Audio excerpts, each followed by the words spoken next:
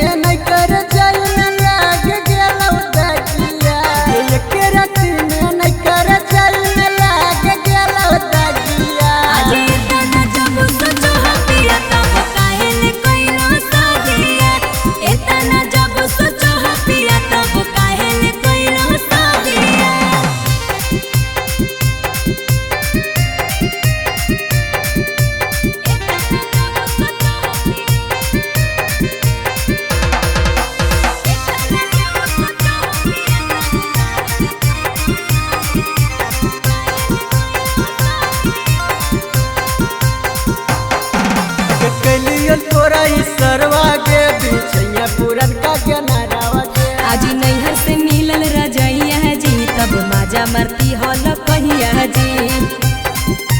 बोला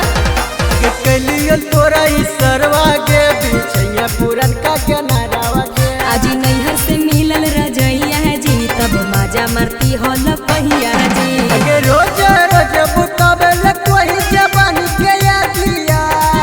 अगे रोज रोज बुताबेल कोई जवानी के यादिया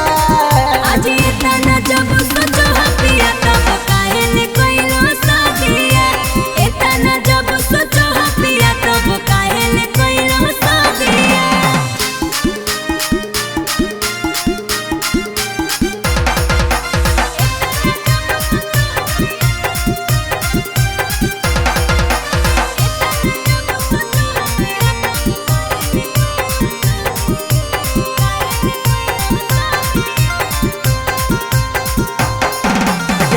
से कैनी है शादी गे तब रोज बुताबोई बाती के आज ढेर दिन से हलियई अड़कल जी से जिया पर सूते खातिर तरसल जी